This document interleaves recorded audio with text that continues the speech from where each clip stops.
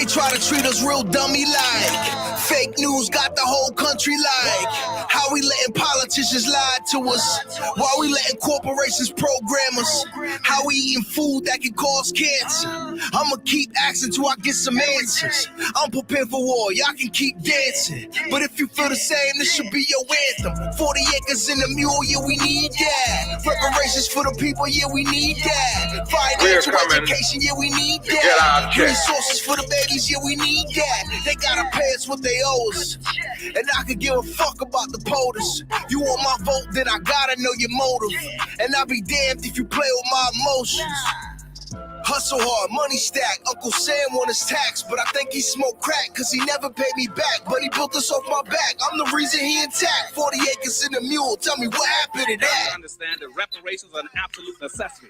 We're gonna get buried alive. We do not have enough to be able to compete in this society. Black, labor, white, wealth, integration never helped. Jim Crow kept us held. Black people set up the fail. $100,000 checks, yeah, we need that.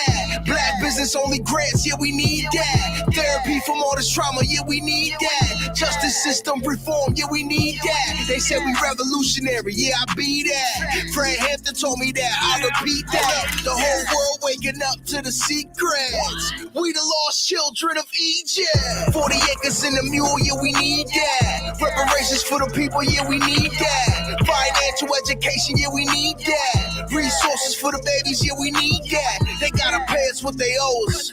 And I could give a fuck about the POTUS. You want my vote, then I gotta know your motive. And I'll be damned if you play with my emotions. Yo, like how they gonna say it ain't racism when the actions all point towards racism. They use science to reinforce racism. Johann Blumenbach taught the world racism. The presidents believe, governors agree. For them to build wealth, we had to work for free. How you see another man as your property, a sin like that can't be easily forgotten. We tended your crops while in bondage. Our stock was the key to your wealth. Y'all gon' pay us for that. Red line don't map, y'all gon' pay us for that. Burn down our cities, y'all gon' pay us for that. Medical apartheid, school to prison pipeline. Arrest our fathers and sharecrop my grandma. The list goes on, these are war crimes. So yo, cut that check, it be about time. 40 acres in a mule, yeah, we need that. Reparations for the people, yeah, we need that. Financial education, yeah, we need that. Resources for the babies, yeah, we need that. They gotta pay us what they owe us. And I could give a fuck about the POTUS. You want my vote, then I gotta know your motive. And I'll be damned if you play with my emotions. And for all the people acting like we begging or we just looking for a handout, I want y'all to remember this. 400 years of the most terroristic, horrific, sadistic treatment of a people on planet Earth. Human trafficking, rape, mutilization, hangings, whippings, maimings, and most importantly, forced labor that led to the growth and expansion of this country and corporation we call the United States of America. Never has there been justice and repair for these crimes against humanity and generational traumas. The Jewish, the Japanese, LGBTQ, Ukrainians, Afghanis, Dakas, Asians, and many other groups of people have received money and resources from the federal government for crimes against them. We need our justice too. Who else deserves it more? Who else needs it more? We found money during the pandemic, and we always seem to bail out the big corporations. It's time for y'all to pay us what you owe us. Cut the check. Cut the check. The 5 pillars of reparations according to international law. 1, compensation. Repeat after me. Compensation. 2, restitution. 3, rehabilitation. 4, satisfaction. And 5, guarantee of non-repetition. Clap it up for yourselves.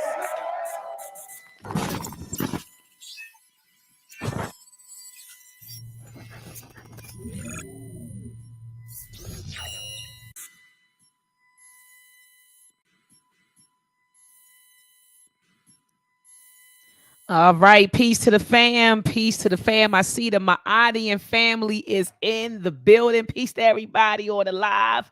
Hold on, let me get this sound out of my ear. But peace to everyone on the live. I see you. I want to shout out a few folks in the building. I see Extra Money is in the building. Said we ready, Dr. Maat. Peace and love to you. I see the Queen Mother, a beautiful mind, is in the building. She said, hello, beautiful people. We have Re-Ra in the building. Said peace to Dr. Maat. Peace, Re-Ra. I see someone, Uncle Take. All right, I thought it said Uncle Tom. Uncle Take. Uncle Take said greetings. I see you, Brother Steve, from St. Louis in the building, family. I see Lalo Love. I think that's the UK. I think that's the UK Queen in the building. I see someone, let me see, Clean Black Sneaks TMZ. Good evening, Dr. Maat moderators in chat. Peace to you, Queen. I see the New Black World Order is in the building. The best moderator on YouTube. He said, peace, family, like, share, subscribe. Welcome and enjoy the information. All right, so who else we got? We got Sister Midori. Peace to your beloved. She is in the building. She says, great day, family. She always says, another great day for knowledge, Ashe. So peace to your Sister Midori. Peace and love to you. Let me see who else we got in the building. Oh, okay. I got you, Brother Walter. Walter Sniper, my bad. He said he had to correct me in the chat. I didn't know. I just kind of glanced at your comment, King. So my apologies. He said I mistook what he said, and he said he was talking about the divestors. Absolutely. And that's what we're talking about tonight, family. We're going to be dissecting the psychology of the divestors and passport bros with Dr. Alicia Watkins. This is a bad sister. And by bad, I'm talking about powerful, powerful sister. Okay, she's been on the platform before. She's been all over. She's always online. She's a therapist. And yes, she is a real doctor. It's kind of sad that in this community, family, we have to say like I'm a real doctor, because there's so many charlatans out there who use the title so much that when people say, are you a doctor? Oh, you not a Dr. Maat's not a real doctor. It was crazy. Like I had to actually tell people, and Dr. Watkins, she's behind stage so she can hear me. I had to tell people that's public information. Where people have, a doctorate degree, you can go online and Google somebody's dissertation. They keep all of them in this bank. So you can, if you want to get access to someone's thesis or dissertation, you can go to ProQuest. That's one database, family, ProQuest. You go online and you can get the dissertation there, or you can go directly to that person's university. So if they say, hey, I graduated from Temple University, with my PhD in, I don't know, math, right? Then you can actually call Temple University's library and get a copy of that person's dissertation, family. So when people say that they have these degrees and stuff, it's easy to vet it. Okay. And so, it's easy to vet it. And so, like I said, it's a shame that we actually have to prove it and say it, but you guys should do your due diligence. When people say they got it, go check behind them, call the university or go to ProQuest. Like I said, it's a database called ProQuest. You go in there, type in the person's name, and you can buy their dissertation or thesis for like $15-20. Okay. I know mine is there on Gaussian mixture models in the area of language recognition. So it's there. Okay. It's there. So anyway, yes, she is a real PhD. Yes, she is a therapist. And she came on a previous show to discuss with me how poverty, right? How poverty impacts us psychologically, and emotionally. And so we had that conversation about the trauma of poverty. A lot of us don't think that trauma is linked to poverty, but it is. And it affects us in so many different ways, in a myriad of ways. And so we had that conversation maybe a few months back. And so I'm going to definitely go back to that conversation and take out some clips and start circulating it as well as tonight, because it was a powerful, powerful discussion. And so I reached out to her because you all know, if you're online, you've been hearing about the divestors for quite some time. Now you're hearing about the passport bros. First, it was the divestors, right? And it was male and female divestors, right? You had men saying, I'm opting out of Black women. I'm not doing it anymore. I'm divesting, and then you had women like, fine, divest. I'm divesting too. So that happened, and then the women took it to another level. We're going to abort all Black boys. And then there was a hashtag going around, abort Black boys or black male fetuses, and that was crazy, you know.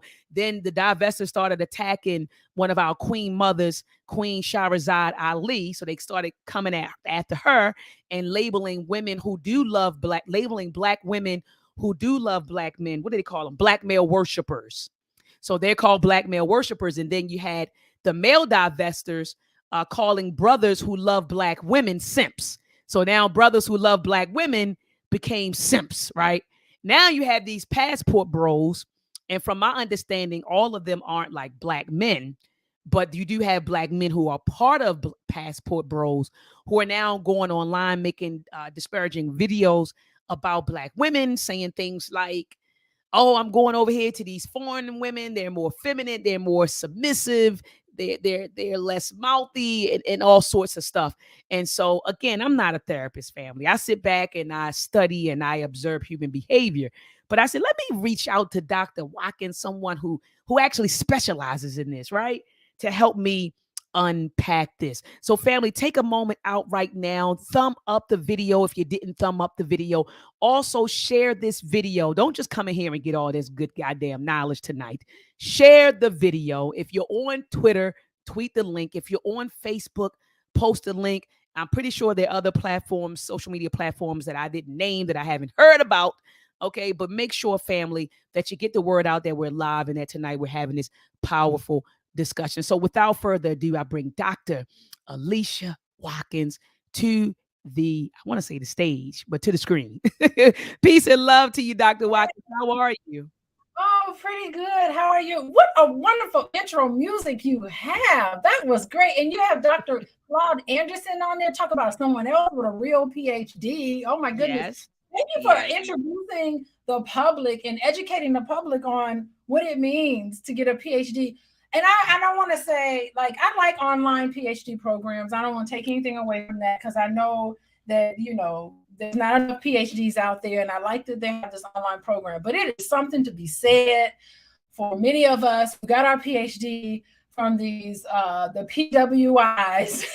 And we went through so much to get our doctorate. Yeah. And it was a chilly climate. There were some tables I sat at that were very uncomfortable in getting my PhD. It was really, really something.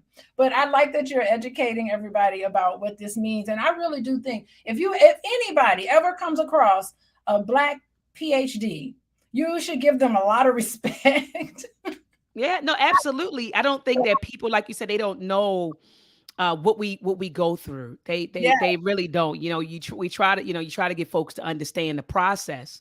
And while some of them may understand it, they don't really empathize with the process. You know what I mean? It's like, oh yeah, oh, so you went through that. Oh, you had to take 60 class credits. You had to write a dissertation. You had to do an A exam and a B exam. And then you had to write a 45-page proposal for your A exam. Whoa.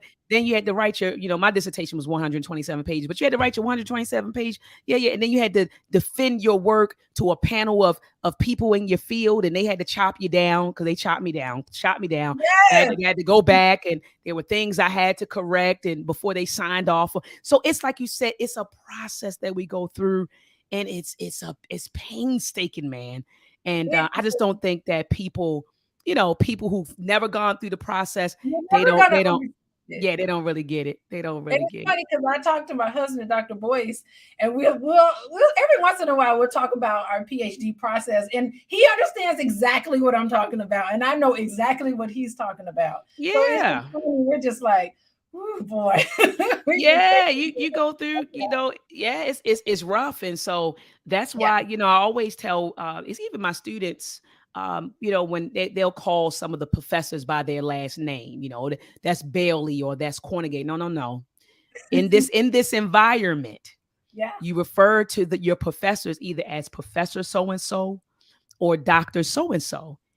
We earned that. We earned it. So it's not being high and mighty. It's not, but it's a title that we earned it. And Doc, people don't understand that this is really legally our title.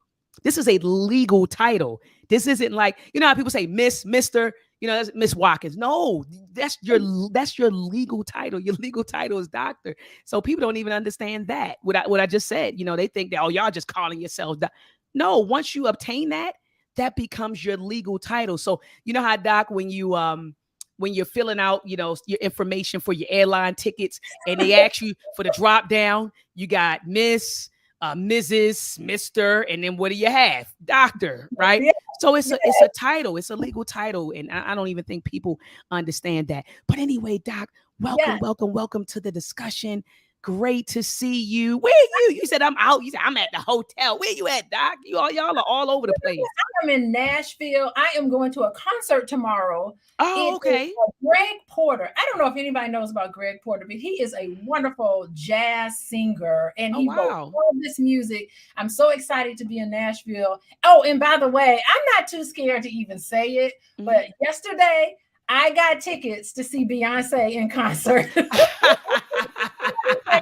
Let me find out Dr. Watkins is a part of the Beehive. I'm not part of the Beehive, but I'm definitely going to that concert. And it's funny because I didn't even tell. I'm going with Boyce's sister. I'm going with my sister-in-law. And I said, Laura, should I even tell Boyce I'm going to this concert? I'm going to the concert in Nashville because it was easier to get tickets in Nashville than in Chicago. And so there you go. I'll be here in Nashville to see Beyonce. I already reserved my hotel. I've got my flight. I'm telling you. I heard that she gives a great show. They said, Jill Scott got online. Jill Scott had went to the show. I think her and Jay-Z did like their tour. I think it was called On the Run Tour. And I think this was like before the pandemic, or may have been just right before. But Jill Scott said that the show was breathtaking. Yeah. She said it's breathtaking. And so I definitely want to experience her show, and also Bruno Mars. I heard that he gives a really, really good show. And I heard Bruno Mars is just a wonderful person too. And it comes in show. Like I hear like people say a lot of things about Bruno Mars. People say a lot of things about Beyonce that, what is it? She's a witch and a devil worshiper or whatever. And I'm just like, well, you know what? If she is, she's really good. Study her and find out what her secret is. And maybe you too can be just as great. So she's not the best singer, but she's a great performer. So I look forward to it. And I'm not getting into the conspiracy theories about Beyonce. And it all might be true, but I'm still going to the concert. You go to the concert, Doc, and enjoy yourself. Enjoy yourself and have a ball. Have a ball. I like I told you, I definitely plan on going. I heard the tickets are extremely. They said you could get some cheap seats, but I heard you like in a nosebleeding section with the cheap seats. So now, if I'm in the nosebleeding section, I might as well listen to the CD or stream it or listen to it in my car. You know what I mean? Like, or watch the video on YouTube. If I go, I'm with you. I wanna see it. I want to see it. So anyway, Doc. Yes. Remember, I put up a post on IG. Yeah. And I said, and I'm paraphrasing, guys.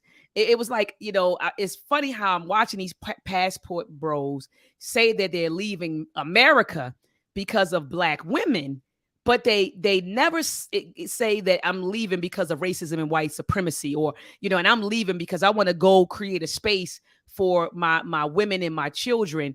A safe space for my women and my children, a space in which I own and control, and I have power and I can prosper. And so that's what I was saying. And they got mad with me, Doc. I don't know if you read the comments, but people got extremely upset with me because I keep hearing, I'm leaving America because of Black women. I'm leaving America because of Black men, not because of bigotry or discrimination, right? Or racism or the racial wealth gap, how they empower, never because of stuff like that, never because the school systems are trash. I'm talking about the K through 12. We got some issues in it, not because we're 25 or 30 in the world. I'm talking about in terms of education. We're not leaving for those reasons. We're leaving because of Black men, or we're leaving because of Black women, and so, people got mad with me when I took that position. Dr. Maat, you don't understand. The brothers came. It was a whole bunch of brothers, who came on the post, and they were upset with me. I don't understand these women. I thought you had it. I thought that you understood, but you don't understand. So now I don't understand the plight of the Black man, because I took the position that is ridiculous to say that you're leaving the U.S. because of Black women. It's ridiculous, and vice versa. It's ridiculous. But Doc, we're seeing a lot of this stuff on the internet. Not in my regular life. In my regular life, like in my ordinary life, like outside this virtual space, I don't see a gender war happening. Like in my everyday life, my father's great. I was just with him on Sunday. He supported me at an event. Shout out to INSA Creations. They had a Black History Month event, and I was the lecturer for the event. My dad was there. My son was there. You know, my uncles are like, I don't have any, like, it's not a war going on, you know, but in this virtual space, it seems like it's become a space for hurt people, Doc, to kind of link up and start espousing negative views about the opposite sex, you know, and that's what I really think it is. I think that all of this stuff is trauma, and we're just seeing it play out on the internet. So Doc, I just want to talk to you about that post.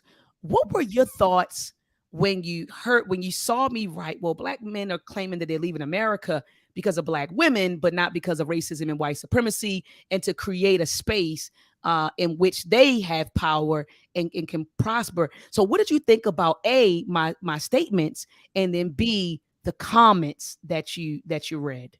Yeah, so your statement, I think it still holds true, right? So when these men are saying it's not because of racism and white supremacy, it's because I'm sick and tired of these Black women. But what they don't understand is that saying that you're sick and tired of these Black women, and the reasons you're sick and tired of it, is because of racism and white supremacy. That's what they don't understand. Because all of the negative stereotypes that came out of slavery, and shout out to your intro music that really answers the whole question. If you want to know why there's this really toxic divide, not among everybody, but on the internet, why is there this terrible toxic divide between Black men and Black women? It's because of racism and white supremacy. That is the reason. And so they're internalizing all of these negative stereotypes that came out of slavery about Black men, all of these negative stereotypes that came out of slavery about Black women. They're internalizing them and then pitting that against each other. And then stereotypes basically is just a lie, really, if what it is, but it gets digested. And not only do I see this play out online, but I also see it play out in my office in many different ways. Wow. I see it play out in my office sometimes. I'm like, where did you get that from? Why are you saying that this is the reason why Black women can't be married? And this is the reason why Black men ain't no good and all of this. I'm like, no, let's get down and let's talk about what's happening and the dynamic between the two of you. And when I dig down into it, there's a whole lot of pain and hurt that has gone on that's never been resolved and never been talked about and never been validated. These people feel unloved. They feel like they've never been validated. The person who was supposed to be their mother, that person did not treat them the way they needed to have been treated. Why? Because we can go all the way through history, because we've internalized all of these negative issues and ideas and ways of behaving and spanking and brutalizing each other in our homes from our fathers and our mothers in a lot of ways, not across the board, but in a lot of ways, these things get played out in our family. It's intergenerational. And you actually, this is a great segue into what I wanted to talk about. And Dr. Watkins, you hit the nail on the hammer, like the hammer on the nail, right? When you said that the things that they espouse, I'm tired of Black women because I think that Black women do this, or Black men. You hear the divestors, the female divestors say, well, I'm tired of, Black men because they do X, Y, and Z. And like you said, that we're dealing with internalized racism, right? Which is a product or byproduct of, internalized racism, a byproduct of racism and white supremacy. So the root cause of these feelings, right? These feelings, these perceptions is because of racism and white supremacy. My second question to you is this, Doc. Whoa, you didn't answer this. I said, what did you think about when you read the comments on the post? Oh, yeah, exactly what I said. The grass is not greener over there. Ah, God, there you go. The grass is not greener in another country. You're not going to solve your problems by thinking that you're going to remove yourself from here and then be able to have whatever you fantasize in your mind about someone in another country. You don't know what that person's been through. First of all, it's an entirely different culture. Yeah. You don't understand it, especially if in many cases, if it's like a Latin American country or African country, like you don't know what you're getting into. It's like something my dad used to tell me. He used to say, it's like you're playing in Comiskey Park and they're playing in Soldier Field. It's a whole nother ball game. It's a whole nother game. And you're not quite sure what you're getting into. The rules are different. Their makeup is different. You got to think about, and I don't want to say this across the board, but people in other countries, and I don't know if it's third world countries or developing nations or whatever the challenges are in those countries, we don't have them here. It's a different set of things. And I don't want to say that America is so much better than these other countries. No. Yeah. Beautiful things about, because I lived in Guyana for 5 months. There's beautiful things about that country, but protecting children and how you live your life when you're in some of these countries, particularly in your teenage years and high school years, there's a ton of trauma that's happened to a lot of these people. I mean, all you gotta do is watch an episode of 90 Day Fiance. Have you ever seen that? No, never seen it. The whole entire show is where they go and they meet people online. It's somebody, passport brothers or sisters or whatever. They go online and they meet somebody from Argentina or something, and they bring them here and they have 90 days to figure out if they want to get married or not. You think you know somebody, but they just have a whole nother set of values and set of understandings. And, you know, long story short, whenever we look at the marriage rates and the success rates of these marriages, their divorce rates are double what the divorce rates are here. So the grass is not greener over there, and we're not finding that those relationships are any better. And it's this idea that that they're embracing this what's called, because I did tune into what some of these people were saying. Right. The idea was that they're tuning into what would be, I got to get a traditional man, or I got to get a traditional woman. And it makes me wonder, here we go again with this racism and white supremacy, because a lot of the traditional standards of what it means to be a Black man, or what it means to be a man, and what it means to be a woman, that's embedded in whiteness. Facts. Say that one more time, because that was powerful. What it means to be a man in our dominant culture is embedded in whiteness. That is not who we are. That's a fact. That's a fact. We operate with European definitions. Yes. You know, we operate with European definitions. And it was one thing. I remember one time interviewing Dr. Wade Nobles, and Dr. Wade Nobles said that power is the ability to define reality and have others accept your definitions as their own. And so literally in this reality, we are operating with their definitions, their definitions of what it means to be a man, their definition of what it means to be a woman, their definitions of success, their definitions of beauty, their definitions of healthy, good, bad, evil, righteous. And so that's why in the centered community, right, we encourage people to what we call a Sankofa, go back and fetch, go back and get our traditions and get our culture, right? Because in traditional African culture, you had to prove yourself to be a man. You had to prove yourself to be a woman. You had to go through a rite of passage to be prepared to be a man, to be prepared to be a woman. See, in this society, you go through puberty, you turn 18, because now you're a man. Right? Even though you can't, or a woman, even though you can't go to the liquor store and buy a drink, but society crowns you as a man or a woman simply because you turned 18 and you went through puberty. See, in our traditional culture, it was a process, and you had to prove yourself. Being a man or a woman was a title, just like being an elder is a title. Just because someone is your older doesn't necessarily mean that person is your elder.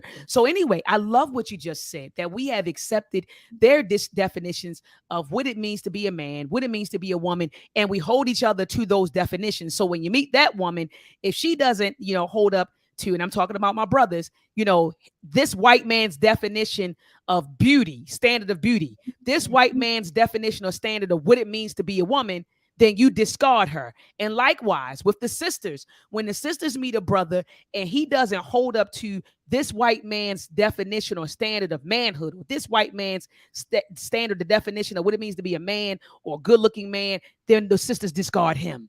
And so we have to throw away their definitions, Dr. Watkins. We got to throw away out their cultural definitions.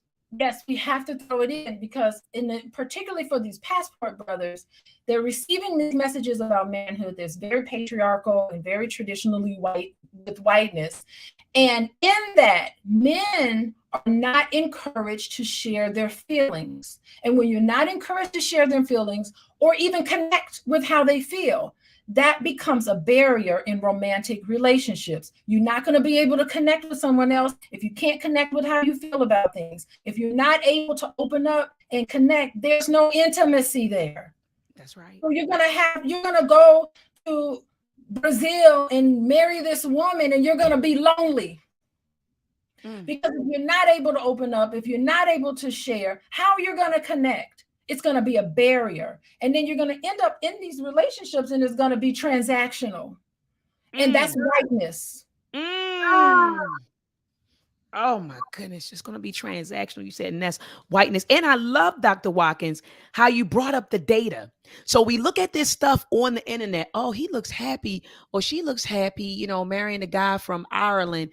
And he looks happy because he went to the Philippines and met him a woman.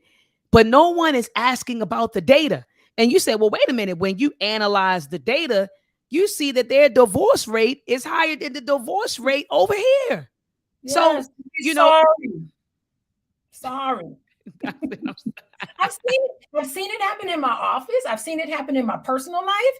I've seen it happen. They ain't nobody better than the Black woman.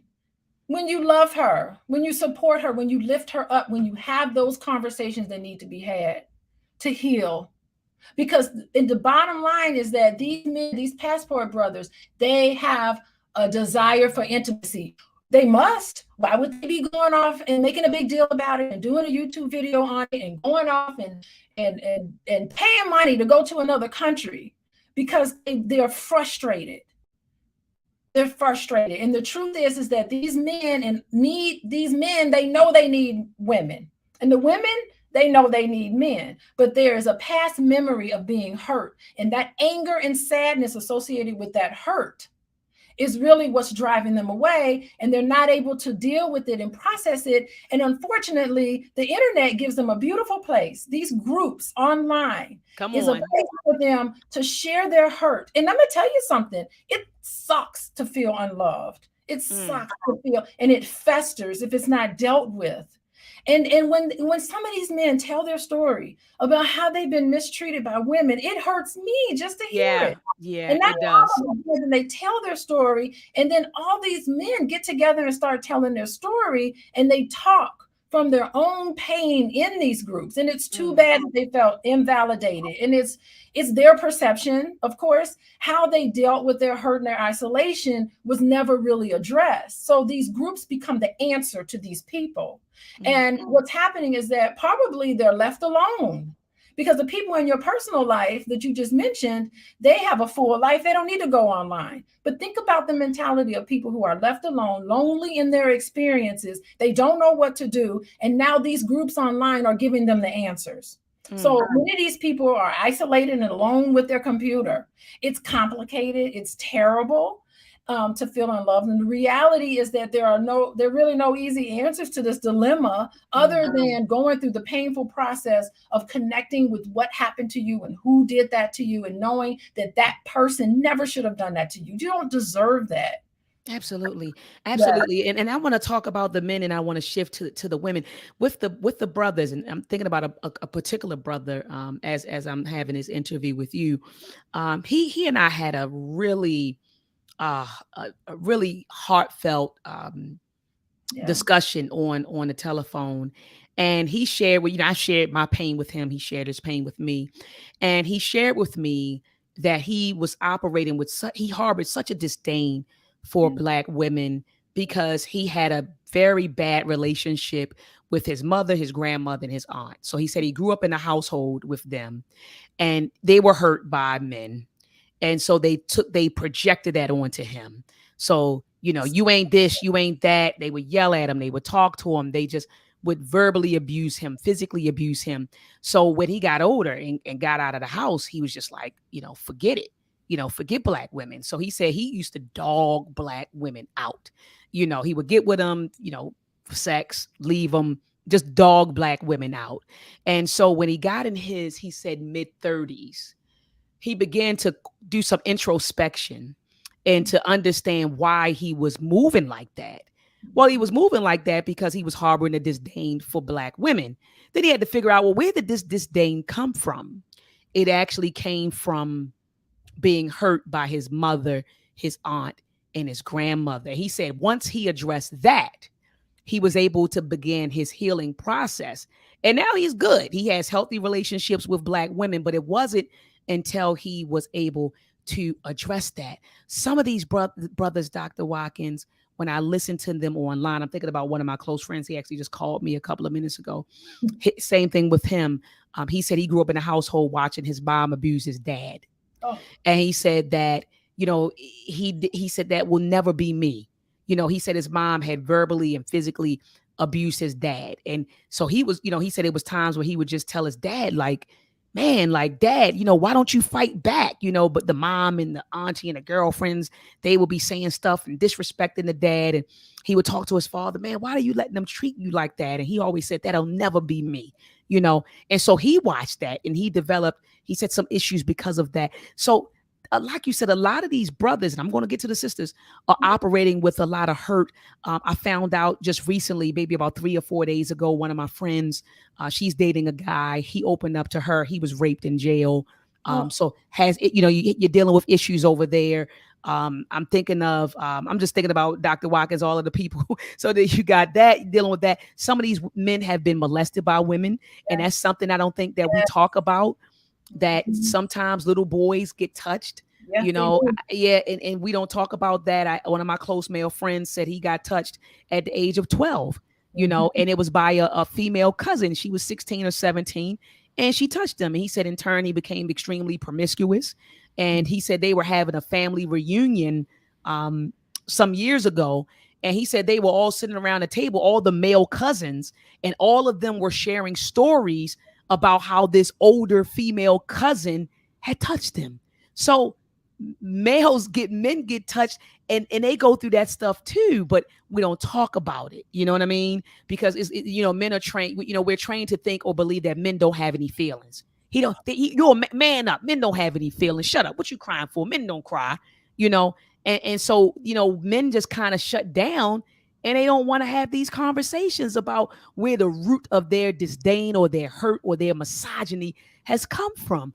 A lot of them are hurt. But go ahead, Dr. Watkins. I'm going to go ahead. Yeah, there really are. There really are. And they weren't able to have, which it can happen in healthy relationships. That one story that you told about a friend of yours who went through this and then went through the discipline and the self-discovery to find out, this is the source of where this is. I have the power to change this. I have the power to change the story. Yes, I went through this. And yes, you can see whatever your parents did to you, but having that awakening is saying, I can change this story where I'm going to be the successor. I'm not going to let this get in the way of me living in a life where I am connected with people around me. I'm not going to have this fear anymore. That is a remarkable process to go through, because there's people who go through therapy many, many, many years and they still don't hardly get it. So that took a lot of discipline, a lot of insight for them to do that. But just as that person did it, anybody can do this. We all can do this by thinking about and letting ourselves feel how we felt. And not trying, because some of us are so nervous about how we feel, which is just normal, that we'll do anything in the world not to feel it. We'll rationalize it in our head. We'll make up defenses. A lot of people are grandiose. Like I heard a lot of that with the Passport brothers. They're just like, they're they think they're better than these Black women, and they look down upon them like they're all these things, these stereotypes, and that's the reason why they can't. Because what happens is that when you have these experiences happen to you, and you do have them, and you don't deal with that, then you walk around damaging other people because you were never told that you were important. You know, your parents aren't giving you that value and worth just by giving you a space to be where you can share and talk about how you feel. When you get older and you're in a relationship and someone's saying, how do you feel? What do you feel about me? They can't tell you because they've never connected with how they feel, because they've never been encouraged to do that when they were growing up. So it's really, really difficult. And they in turn can inflict, and I don't want to use the word narcissistic and you know, gaslighting. I think those words are so overdrawn. But when you're in a situation where you hurt someone else's feelings, you start to identify with your aggressor. That's a mechanism. So you start behaving and treating other people the way you were treated. And Absolutely. when in my office, I say, wait, who told you that it was okay to call your wife a name? Who told you that it was okay to say these awful things to you? Where did you learn this from? And they'll say, well, that's what happened to me when I was growing up. And then I look at them and I say, well, then you tell me, how did it feel when that was happening to you when you were a child? How did that feel for you? Exactly. And then that whole conversation, I'm like, this is where we have to like make the step to change some of these things, because at the end of the day, again, it cuts you off from yourself. It cuts you off from connecting with your wife or connecting with a significant other or your husband. Any time that you do this level of disrespect, and that's what it is, we have to really commit ourselves to a high level of respect for each other, respecting our thoughts, respecting our feelings. You know, don't be consistent with your behavior. Don't say one thing and do something different, because that's what you learn to do in your household. That's how you got by, so that you didn't get in trouble. I'm going to tell my mama or my daddy one thing, and I'm going to go and do something else, because that's how I've been able to deal with it, because I'm not comfortable sharing how I really feel and what I really think about something. You start to manage everybody around you, and in the end of the day, you're lonely and sad. Facts, Dr. Watkins. And then I want to talk about the sisters, because they say, oh, what about the sisters, Dr. Ma? You talked about the brothers. These sisters too, you know, are operating with, you know, feelings of misandry. You know, I'd read a stat, not read a stat, I'm sorry. I heard a stat from the late Dr. Patricia Newton a few years back, where she said right here in Baltimore, 9 out of 10 girls are touched before the age of 10.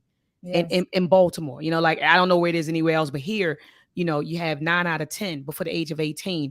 There was an article that just dropped in the New York Times. I'm going to pull it up really quickly, just the title. I'm a name drop the title. Where is it? Hold on one second, because I've been, ever since my cousin sent it to me and I read it, I've been sharing it. So the name of the title, I said New York Times, Washington Post, my apologies. It's called The Crisis in American Girlhood. Yeah. That's the name of it, family. The Crisis in American Girlhood. And a lot of girls are, you know, young teenage girls are talking about having been touched, they said there's a rise in sexual violence amongst teens. With social media, there are girls who are expressing that they don't think they're beautiful enough. They don't have the right body type. They said in school, they're being groped, they're being felt on, they're being made to participate in sexual acts, you know. So then you have women who've been touched by men that they trust, fathers, uncles, cousins, brothers. I hear a lot of that. I even have friends who've gone through that. And so these different feelings, then you might have a daddy issue. Daddy is not around, you know, might have an absentee dad, or just an estranged relationship, you know, with your dad, or a tumultuous relationship with your dad. And so all of this leads them to become, now they're divestors, or, you know, and then bad relationships with men, right? So now they're like, I'm divesting, you know, all men are this or all men are that, you know, and now they're running around, Doc, saying hashtag abort Black boys. It's an actual hashtag out there. Hashtag abort Black boys. When I saw that, Doc, I was like, man, this is where we've come to, where people are actually promoting this hashtag. Like, so these sisters, when I listen to, they call it the manosphere and the womansphere.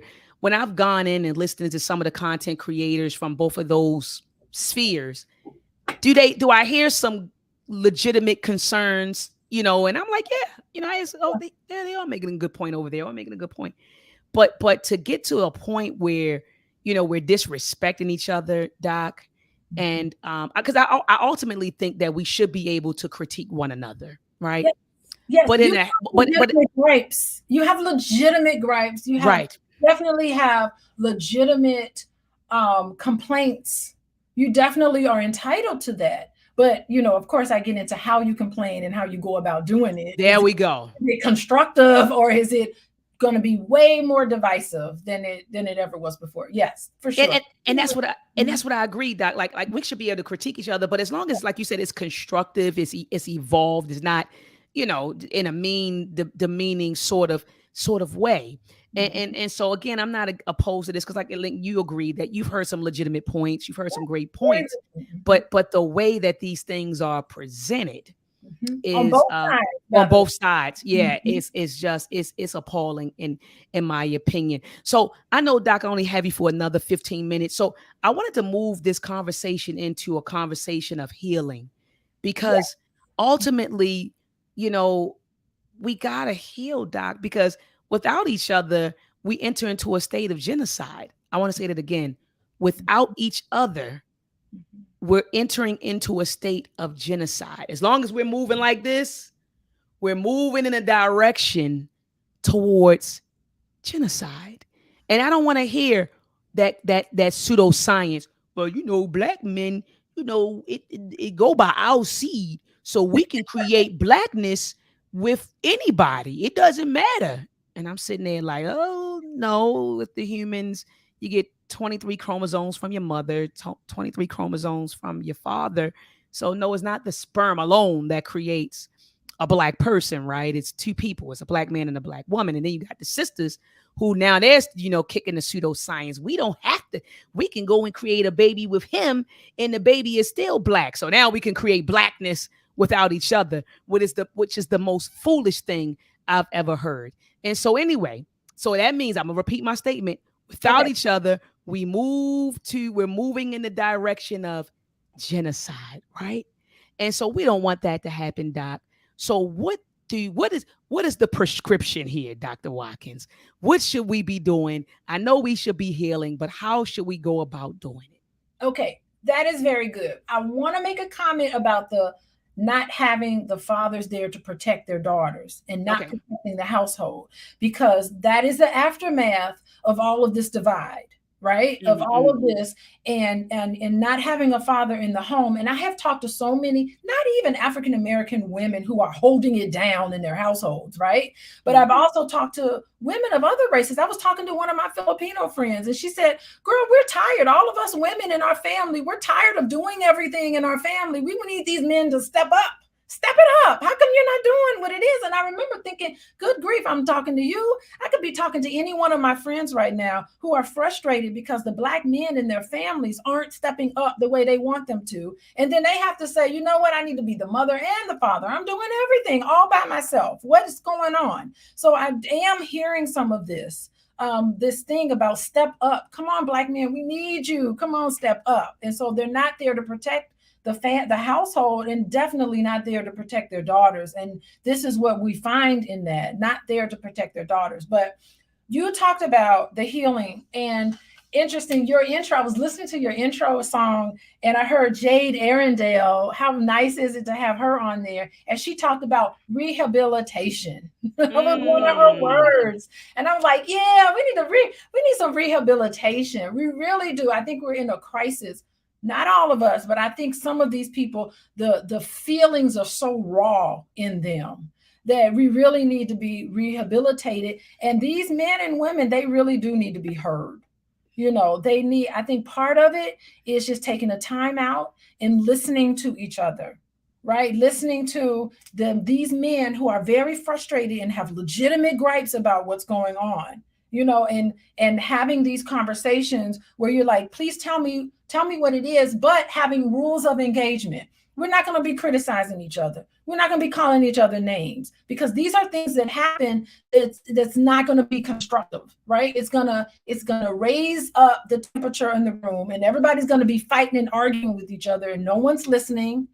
No one's coming up with solutions. No one's saying, validating each other. So much of this non-validation. So it really is a commitment, because when men, if you're in a dating scene and you come across any of these men who are like passport brothers and stuff, I would not recommend dating these kind of people, right? Mm-hmm. And women,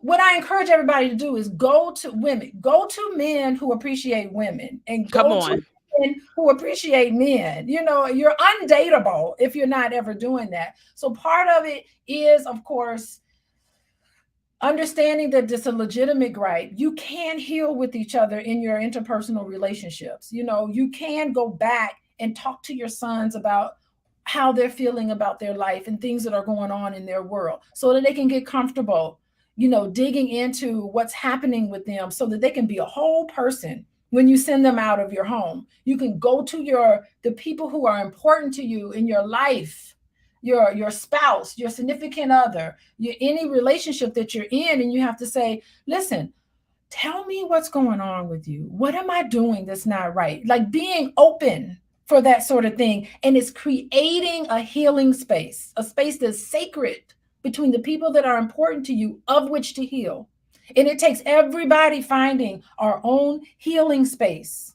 And it's getting together with people who are just have the characteristics that you need, the characteristics, the qualities, to be able to listen, where you're not being abused or mistreated or any of these things. You can find these people in your life. And if you don't have it, you can actively seek it out, or get into therapy if you can't find it.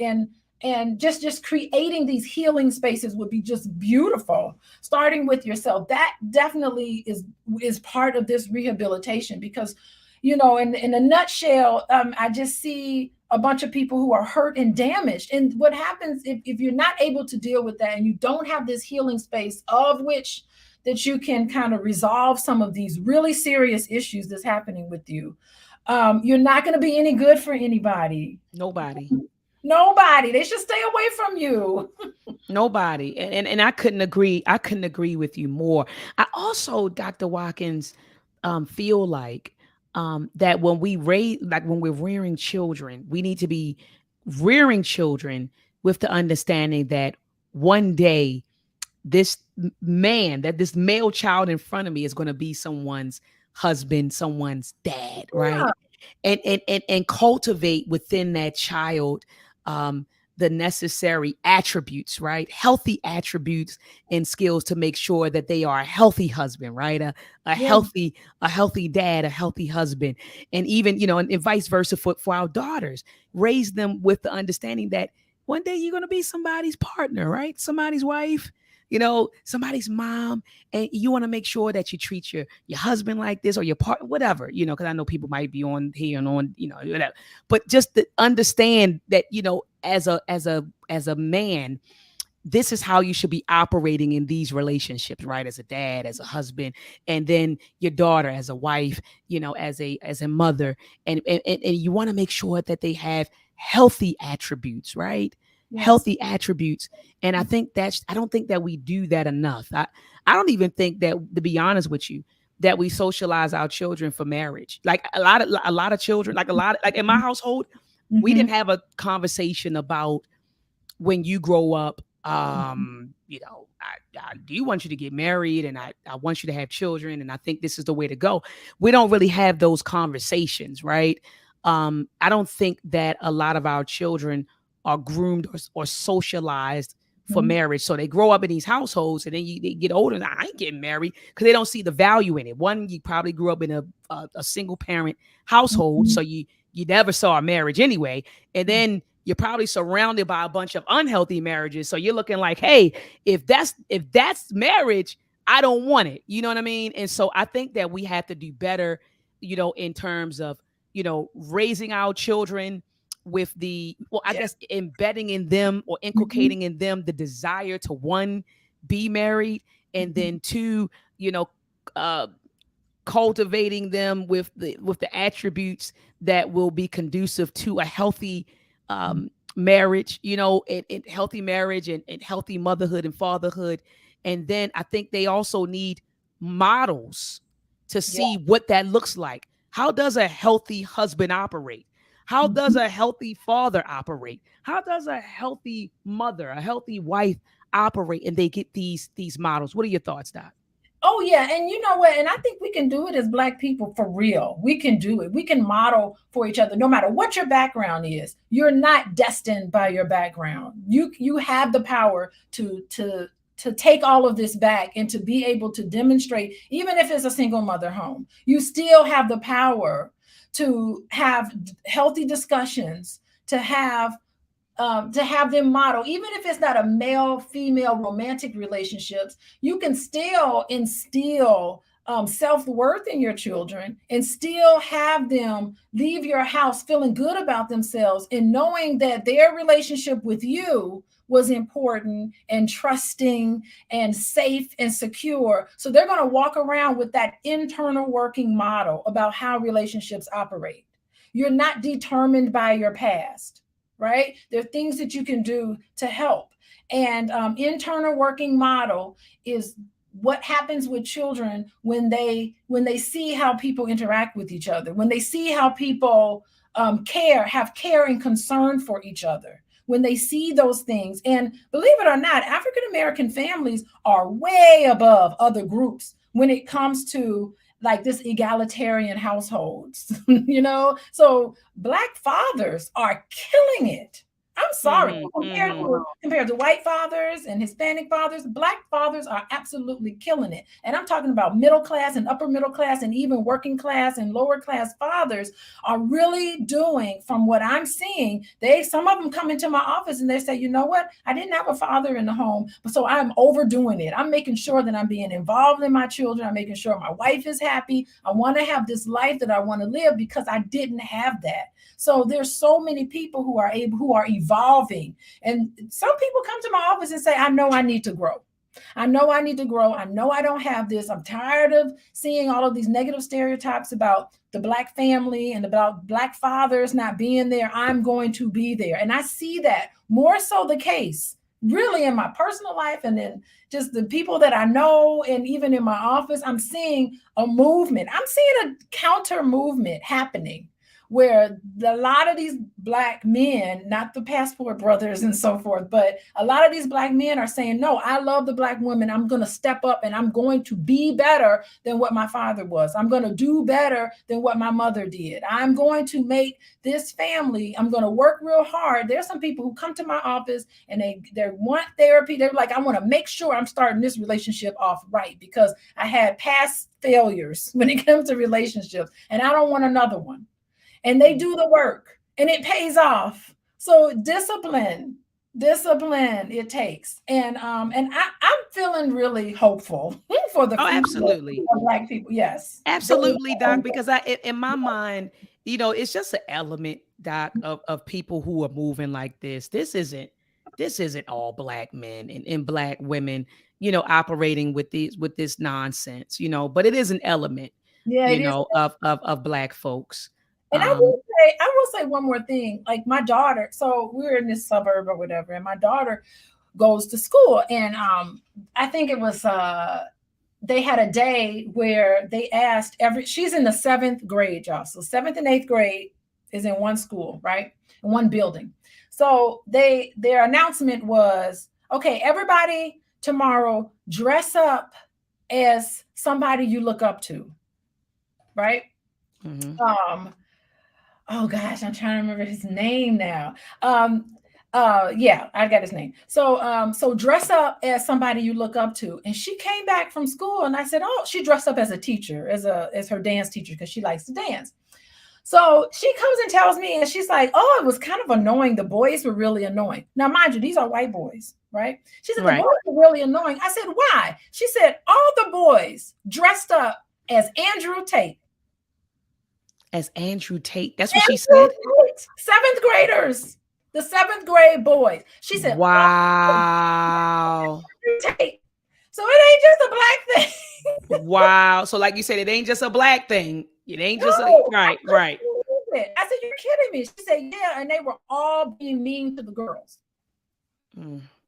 Dressing up like him and taking on the characteristics of what they think how he would address and how he would interact with girls. She said it was chaos in that school. I feel so sorry for those poor administrators and those poor teachers on that day. You know, I have a family of teachers. I'm like, I bet they'll never do that again. Somebody you look up to. They're thinking someone you look up to, right? Andrew Tate, they look up to. The little white boys are looking up. So here we go. That's the future there. Thank you, Doc. Hold on, I'm up here commenting. But thank you, Doc. Thank you. So you said it's not just us. No. It's not just us. And a lot of times we think that we're just, well, because we are, and when you look at stats, we're like the bottom of the barrel when it comes to like all indicators. And looking at some of the data, we're coming at the bottom. But I think we got to give ourselves some credit. We don't do some of these other stuff. And these passport brothers, boy, they in for something, because you'd be surprised, how many people see it as an opportunity to come to America, because America's a beautiful place. They come to America and get their little green card, and you probably never hear from them again. I've heard of stories like that in my office, by the way. Not from a passport brother, but I've seen it. Oh, yeah. Immigration things happening. I've seen it with some African men who marry, African American women. And, she's like, hold on, I think it was just so that he could get his citizenship. So, I mean, that's what I mean when I was like, it's a whole nother ballpark. They're playing a whole nother game. I was watching I watched the second season of White Lotus, and you see it in White Lotus. just take a look at second season of White Lotus on HBO if people haven't seen it, but it's definitely a cultural interchange in that series. And you will see how foreign women took advantage of American men. That's all I'll just say. So I'll just leave it there for people. So, I mean, it is common, and you will see this, and you see it, in our media, of course. And, that story was real for a reason. So wow. There I go. Wow. Well, Doc, I know that we've been on for an hour. I've been trying to keep it. Did it fly? It flew. Right on by. What happened? It flew.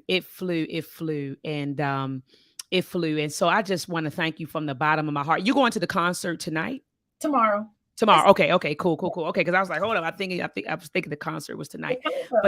But Doc, I want to thank you from the bottom of my heart for coming on. Could you tell the people where they can find you if they want to hear more from Dr. Alicia Watkins? So where can they find you, and how can they contact you? Yeah, so the best way to get a hold of me, to know what I'm doing and everything, is to go to Instagram, Coaching with Dr. Alicia on Instagram. That's where I put most of my content. I do have a Facebook page and all of that, but Instagram is the page. And of course, you can go to my website, coachingwithdralicia.com, Dr. Alicia, coachingwithdralicia.com. And that's my website. So you can also send me a message there, a personal message, and then I'll email you and get back to you. That's beautiful. And I just hope that our people, are listening and just are willing to just get to help. I always say there's a lot of there are not misdiagnostic diagnosis. I'm trying to think of what it is. I'm sorry. I'm having like a brain freeze right now. But there are a lot of, I got it, a lot of undiagnosed trauma in our community. That's what I was looking for, Doc. Yeah. There's a lot of undiagnosed trauma in our community. Yeah. I remember having an interview. I interviewed Dr. Frances Cress Welsing's sister, Mama Lauren, and she said, you know, all Black people in America have something wrong with them. She says, Yes. given everything that we've gone through in America and everything that we're still going through, she said something is psychologically, emotionally wrong with all of us. So she said all of us need to be in therapy. You know, we need to be on somebody's couch getting some mental attention, some mental healing. Because she said all of us are out of our rabid minds. All of us. Yes, we really are. And why not be gentle with each other? If anybody needs love, it's got to be African American. Come on. Women. Come and on. Who's going to give it to us? We got to give it to ourselves. We got to give it to each other. We got to give it to each other. And so I'm just happy that we're in a time and space where we're having these conversations more about, you know, going to therapy. Because remember, back in the day, therapy was considered white people stuff. Yeah. When you told a Black person to go see a psychologist or a therapist, that's that white people stuff, you know. But now, you know, it's this huge push for mental health, mental wellness. Even in universities, they have instituted wellness days across the HBCUs. You know, schools are closed for wellness days. And I was like, damn, why wasn't it like that when I was coming through? Because we suffer through that thing. Yeah, we just had to suffer through it. I mean, to the point where, like, after I did my A exam and I presented and did my initial research, submitted my proposal, once it went through, I quit for 4 years. I had a mental breakdown. Yes. And I left for 4 years. And I came back in 2011, and my advisor, Dr. Arlene Cole Rhodes, she said, look, if you don't finish, we're going to forfeit your credits by 2013. So you better come back and finish. So I came back the last 2 years, did the research, knocked out my B exam, and defended. But I say all that to say, I didn't know, you know, I'm calling it a mental breakdown in 2007. You know, I took a mental break because I was exhausted. Yes. I didn't know what that was. So I'm just happy that this generation talks about mental health. You know, this generation talks about mental wellness. My students will tell me, Doc, I feel mentally overwhelmed right now. I need to take a step back. We didn't do that. You know, Doc, I'm in therapy. I'm going to the student health center to get some help and talk to somebody. I love that we're having these types of discussions. So family, please make sure that you reach out to Dr. Watkins. Okay, at coaching, you said it's coaching with Alicia Watkins? Dr. Alicia, coaching with Dr. Alicia. Yep. Okay, coaching with Dr. Alicia. Yeah, coaching with Dr. Alicia. So that's your website. And then you're also on IG. Is that correct? Yes, Instagram is the best way to get a hold of me or to see what I'm doing and what I'm up to. Yes. Beautiful, beautiful, beautiful. Thank you so much, Doc, for coming on. And I look forward to having more shows. I got to bring you back on.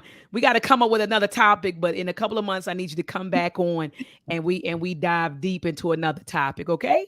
Keep posting on Instagram and I'll be commenting. I'll be in the chat. I'll be in the chat there commenting. I'll be in your comments. I'm going to be in your comments.